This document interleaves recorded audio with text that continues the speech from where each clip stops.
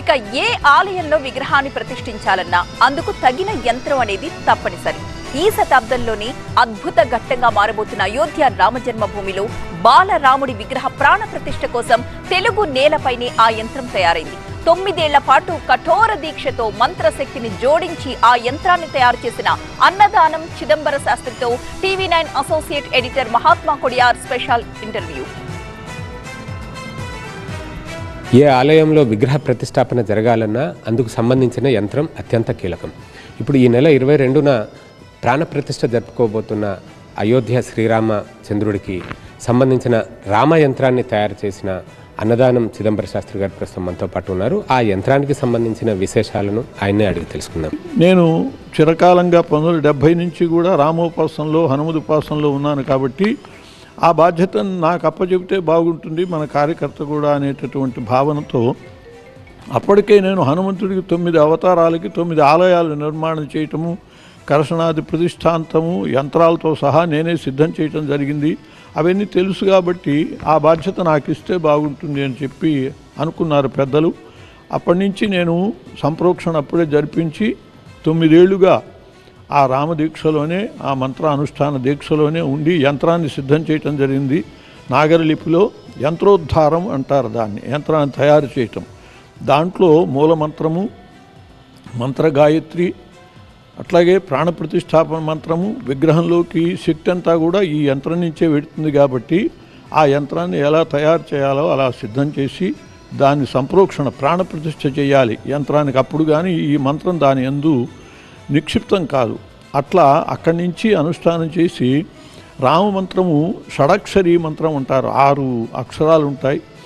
6 అక్షరాలకి గాను 6 కోట్ల అనుష్ఠానము ఆ యంత్రమునందు ధారాదత్తం చేయటం జరిగింది.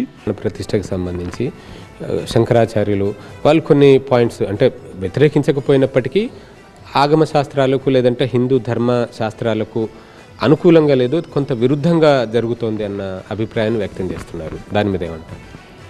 యథార్థం చెప్పాలంటే స్వామీజీలు అన్న దానికి లోకంలో ప్రచారం జరిగేదానికి సంబంధం లేదండి. అంతా ఒక్క మాట అంతా అయాకే చెయ్యాలి అనేటటువంటి అభిప్రాయం ఒక స్వామీజీ వ్యక్తం చేశారు. అట్లా అనుకోవాల్సిన అవసరమేం లేదు. ఎందువల్లంటే కీలకమైనటువంటి అంశం బాలరాముడు. ఇది రాముని యొక్క జన్మభూమి. ఈ జన్మభూమిలో బాలరాముడి ప్రతిష్టే కీలకమైనటువంటిది.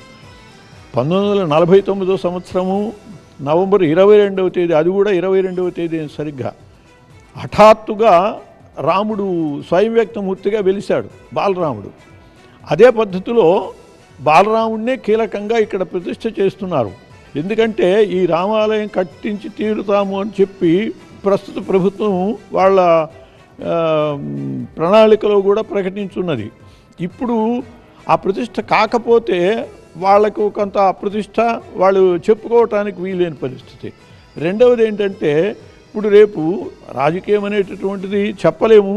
రేపు వీళ్ళు కాక వేరే వాళ్ళు వస్తే మళ్ళీ బాబ్రీ మసీదుకి అనుకూలమైనటువంటి పరిస్థితులు రావచ్చు. అసలు ఈ రాముడి ప్రతిష్ఠ పూర్తిగా చేయలేని పరిస్థితి రావచ్చు. కాబట్టి ప్రధానమైనటువంటి బాలరాముడిని ప్రతిష్ఠించుకుంటే మన హిందువుల యొక్క ఆశయం, వాళ్ళ యొక్క ఆశ ముందు నెరవేరుతుంది అనే ఉద్దేశంతో కూడా వాళ్ళు ముందుగా ఈ ప్రతిష్ట పూనుకోవచ్చు.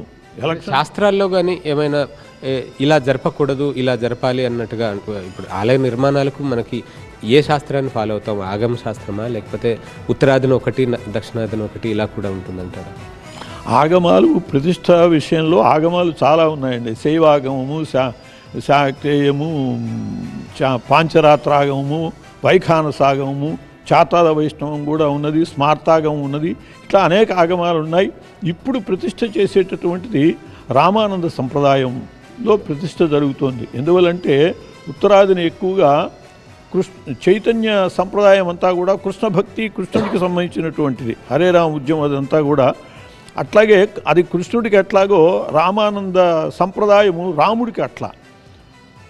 కబీర్దాసు, తులసీదాసు వీళ్ళంతా కూడా మన రామానంద సంప్రదాయానికి సంబంధించిన వాళ్ళే.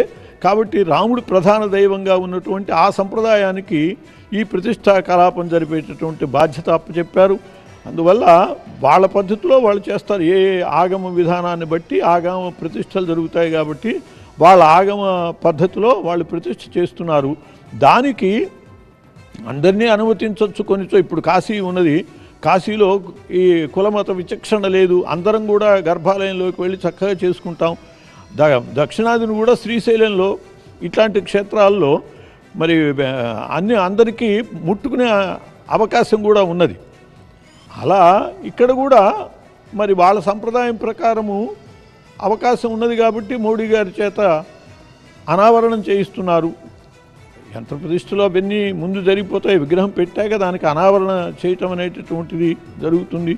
ఏదైనా సోమనాథ దేవాలయం కట్టినప్పుడు 1947 స్వరాజ్యం వచ్చాక వెంటనే ప్రభుత్వం యొక్క సహకారంతోనే సోమనాథ దేవాలయం పునరుద్ధరించారు, గజని నాశనం చేసినటువంటి దేవాలయాన్ని అప్పుడు రాష్ట్రపతి ఆవిష్కరించారు. ఇక్కడ మరి ఇవాళ ప్రపంచంలోనే నెంబర్ 1గా ఉన్నారు మోడీజీ.